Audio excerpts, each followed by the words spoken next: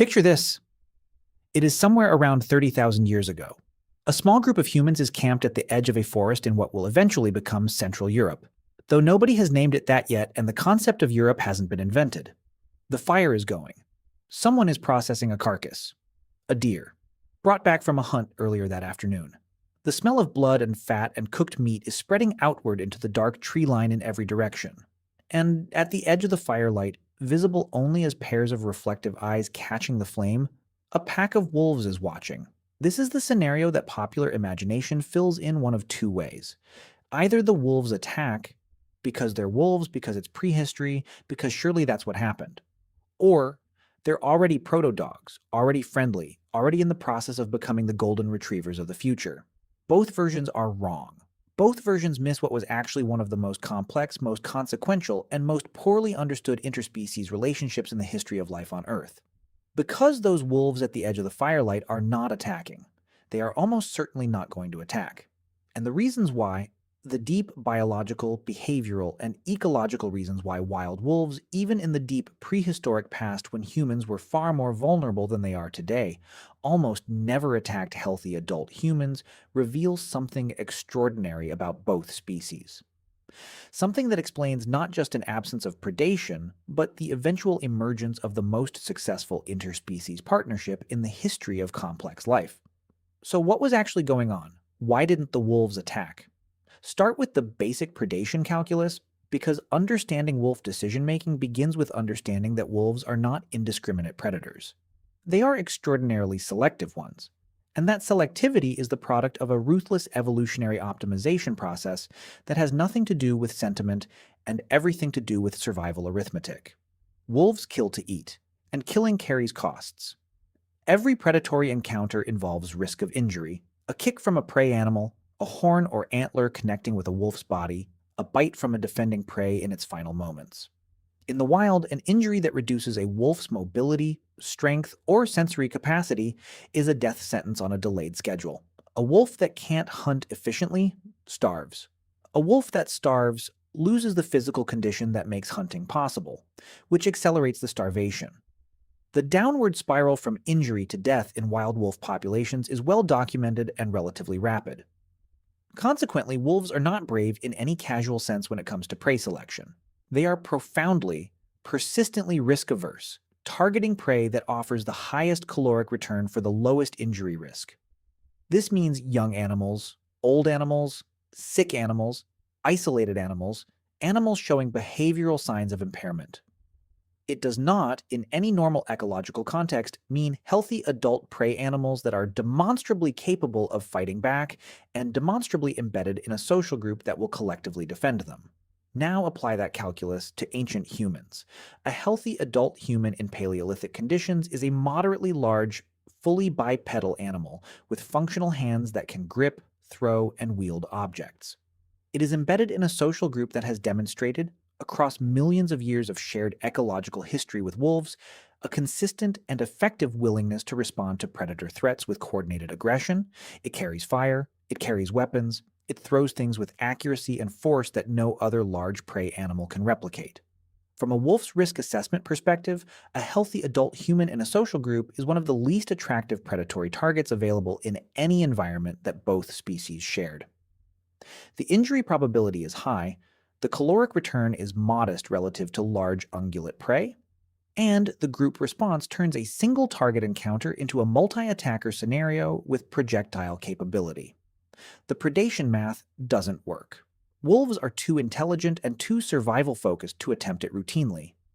The specific intelligence of wolves is a critical variable that popular accounts consistently underestimate, and it changes everything about how to think through the ancient human wolf. Relationship. Wolves are among the most cognitively sophisticated predators in any ecosystem they inhabit.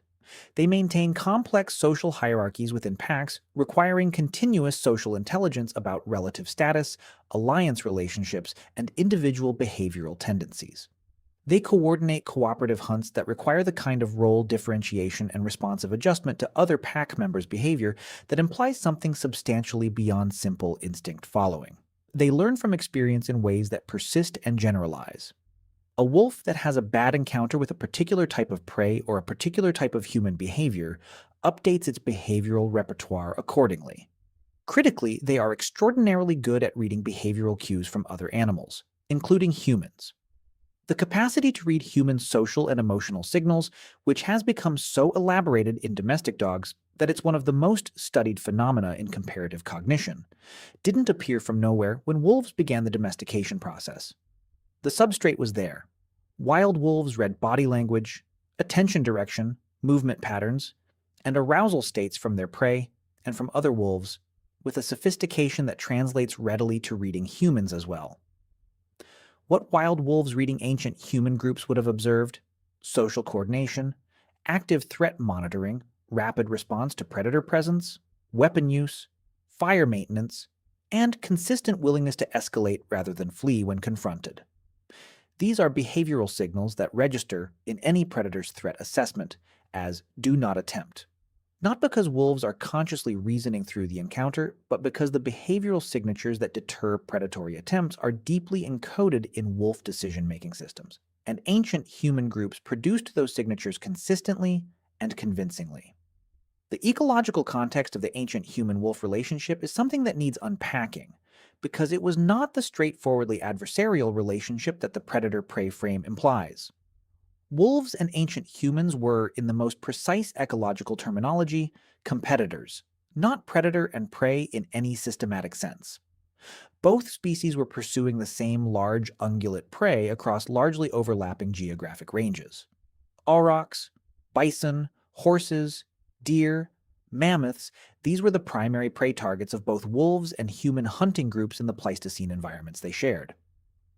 This competitive overlap created a relationship structure fundamentally different from predator-prey dynamics. When two species are competing for the same resource rather than one consuming the other, the behavioral relationship shifts from predation assessment to competitor assessment. Wolves interacting with ancient human groups were, most of the time, making a competitor calculation rather than a predation calculation. Is this competitor stronger or weaker than me? Will engaging produce a net resource gain or a net resource loss? Can I access the resource more easily by waiting, displacing, or routing around this competitor? In the competitor calculus, ancient human groups, fire-carrying, weapon-wielding, socially coordinated, and demonstrably capable of retaliatory aggression, registered as formidable competitors that were often more efficiently avoided or worked around than directly confronted. This is the relationship that ethnographic records from traditional hunting cultures and ecological observations of wolf behavior around contemporary human populations consistently reflect. Not predation, not friendly coexistence, but a pragmatic, competitive dynamic that settled over time into a kind of mutual acknowledgement of each other's capabilities. The overlap and occasional convergence of interests between wolves and ancient humans is the dimension of this relationship that ultimately explains how domestication became possible. And it's more complicated than the simple humans adopted wolf pups narrative suggests. Both species were crepuscular and diurnal hunters, active primarily at dawn, dusk, and during daylight hours, that pursued large ungulate prey across open and semi-open terrain. Both used group coordination and endurance to wear down prey. Both were flexible dietary opportunists capable of adjusting hunting strategies to local conditions and prey availability. These behavioral overlaps created specific scenarios where the interests of wolf packs and human groups converged rather than competed. Scavenging from each other's kills was almost certainly a regular occurrence in both directions.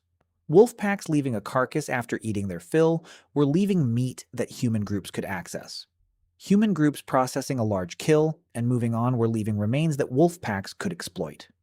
Neither species was losing anything significant from this mutual scavenging. The resource being consumed would have been abandoned anyway. And both species were gaining caloric efficiency by exploiting what the other left. This mutual scavenging dynamic created regular exposure between wolves and human groups in contexts that were low tension rather than high tension. The interaction was not predation and not competition, but something closer to resource sharing in a context where neither species was threatening the other. Over thousands of repetitions across many wolf pack generations and many human group generations, this regular low tension contact established a pattern of mutual tolerance that didn't exist between ancient humans and most other large predators. By the way, if you want to go even deeper into the secret lives of ancient humans, I just launched a full course called The Secret Lives of Ancient Humans.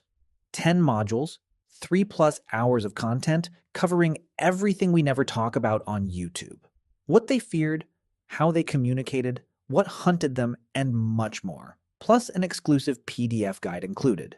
Link in the description. See you inside.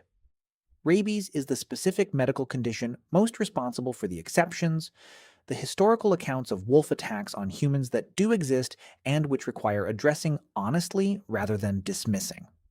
Documented wolf attacks on humans across the historical and recent record cluster heavily in two categories: attacks by rabies-infected animals, and attacks in situations of extreme prey scarcity where learned avoidance behaviors break down under starvation pressure. The rabies category is particularly important because a rabies-infected wolf is not behaving according to normal wolf behavioral parameters. Rabies specifically targets and disrupts the neurological systems governing fear response and threat avoidance, producing aggressive behavior toward species, including humans, that a healthy wolf would avoid. A rabid wolf attacking a human is providing no information about the behavior of healthy wolves toward humans. The starvation category is real and worth acknowledging. When prey populations collapse through winter severity, disease, or human-caused habitat change, wolves under extreme caloric stress do occasionally expand their risk tolerance in ways that include human approaches. Historical records of wolf attacks in Europe, particularly in medieval and early modern periods, cluster in times of severe winter and prey scarcity. Even these accounts, examined critically, show that the vast majority involve children or elderly individuals rather than healthy adults in groups, consistent with the predation risk calculus even under stressed conditions. The ancient context adds another layer here. Paleolithic prey populations, before millennia of human hunting pressure reduced large ungulate numbers, and before habitat destruction contracted their ranges, were substantially more abundant than the prey populations available in the historical periods from which most attack records derive. Ancient wolves coexisting with ancient humans had access to prey populations rich enough that the marginal benefit of attempting a high-risk attack on a human group was even lower relative to the available alternatives than in later historical contexts with depleted prey. Pack dynamics and pack size in ancient wolf populations are relevant to the attack probability question in ways that the modern reference population of wolves, reduced in numbers, often in fragmented habitats, sometimes experiencing prey scarcity, doesn't fully represent. Ancient gray wolf packs, operating in prey-rich Pleistocene environments, were likely larger than modern wolf packs in many regions. Some estimates from fossil evidence and ecological modeling suggest pack sizes of 20 or more individuals in regions with abundant megafauna prey. Large packs with abundant prey are even less motivated to take risks on high-difficulty prey targets than small packs in marginal habitats. The sufficiency of the prey base reduces the pressure to expand risk tolerance. Larger packs also mean more sophisticated internal social structure and more experienced adults who have accumulated information about what happens when various behavioral strategies are pursued. A pack with multiple experienced adults has a richer collective behavioral repertoire and a greater capacity to transmit learned risk assessments, including the assessment that human groups are not worth attacking across pack generations. The social learning transmission within wolf packs is an important mechanism for behavioral inheritance that operates faster than genetic selection. And in environments where multiple generations of wolves had accumulated experience that human groups were high-risk targets, that learned avoidance would have been reinforced and transmitted with each generation. The question of what ancient wolves actually made of humans in any cognitive sense is genuinely fascinating and genuinely speculative in ways that the behavioral evidence alone can't fully resolve. Modern wolves, tested in comparative cognition experiments, show a capacity to read human communicative cues that is substantially lower than domestic dogs, but substantially higher than would be expected from a species with no evolutionary history of human interaction. This baseline capacity in wild wolves, the ability to track human gaze direction, to read human body language for threat and non-threat signals, to distinguish between humans who are attending to the wolf and humans who are not, appears to be an ancestral capacity that predates domestication, rather than a derived capacity that domestication produced. If modern wild wolves with minimal human exposure retain this baseline human reading capacity, ancient wolves with extensive ongoing exposure to human groups in shared hunting landscapes would have had substantially more behavioral data to work with. They would have learned across individual lifetimes and across pack generations what specific human behaviors predicted specific human responses. What movements preceded weapon throwing, what sounds preceded coordinated group aggression, what fire maintenance patterns indicated settled overnight camps versus transit stops. This accumulated behavioral intelligence about humans would have further refined the avoidance of healthy adult human groups, because experienced wolves would have known not just that humans were dangerous in the abstract, but specifically when and how humans transitioned from low threat to high threat behavior. The parasite ecology of the wolf-human relationship is an underexplored dimension that contributed to the specific texture of their coexistence in ancient environments. Both wolves and humans were hosts to significant intestinal parasite burdens in the Paleolithic, and both species were significant sources of meat left at processing sites that served as parasite transmission vectors for the larger ecosystem. The shared prey species, deer, bison, horses, were themselves hosts to parasites that cycled through predator populations, creating a parasite ecology that linked wolves, humans, and their shared prey in biological webs that extended beyond the simple predator-prey competitor framework. This shared parasite ecology meant that wolf and human immune systems had co-evolved in the presence of some of the same pathogen pressures, and the microbiomes of both species contained organisms calibrated to overlapping environmental contexts. Whether this contributed to anything observable in the behavioral relationship is speculative. What it does illustrate is the depth of ecological integration between these two species across the enormous time period of their coexistence. Integration that went far beyond what any surface-level behavioral account of their interaction captures. The transition from mutual avoidance to the earliest stages of domestication is where all of these threads converge, and it's a transition that makes most sense as a gradual shift in the equilibrium of the existing relationship rather than a discrete event. The humans adopted wolf pups model of domestication has an appealing narrative simplicity.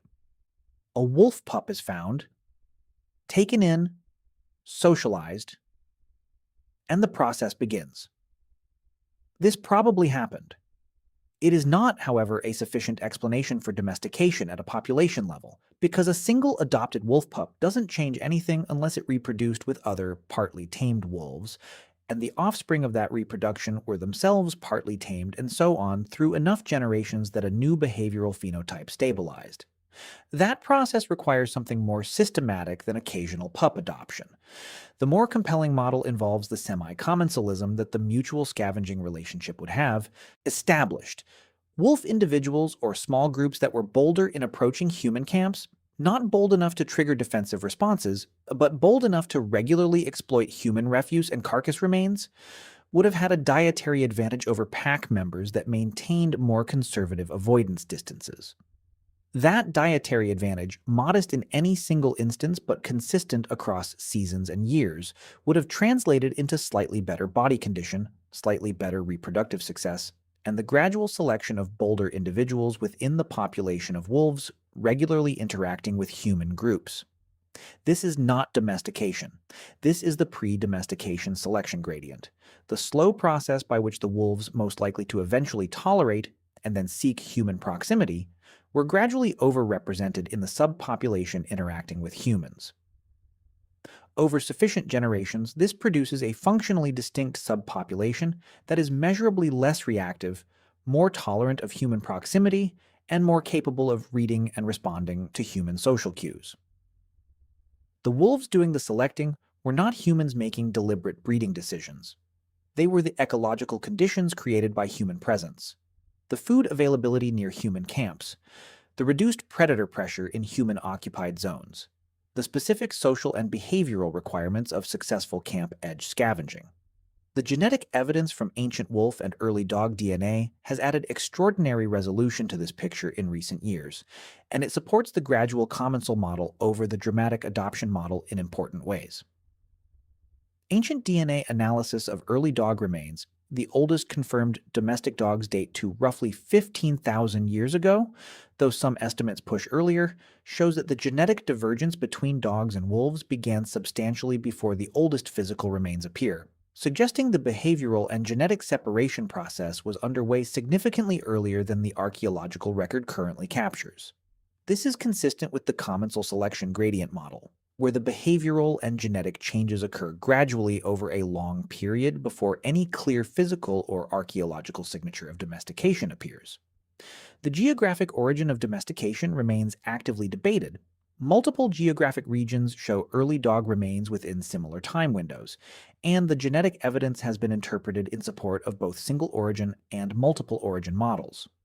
What the evidence consistently supports is that domestication occurred during a specific window of Pleistocene to early Holocene transition, in contexts where human hunter-gatherer groups and wolf populations were co-inhabiting environments with abundant large prey.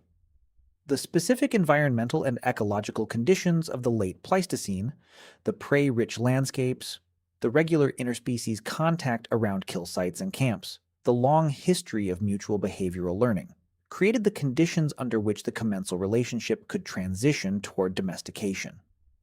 The eventual domestication of wolves into dogs produced what is, by any ecological measure, an extraordinary outcome.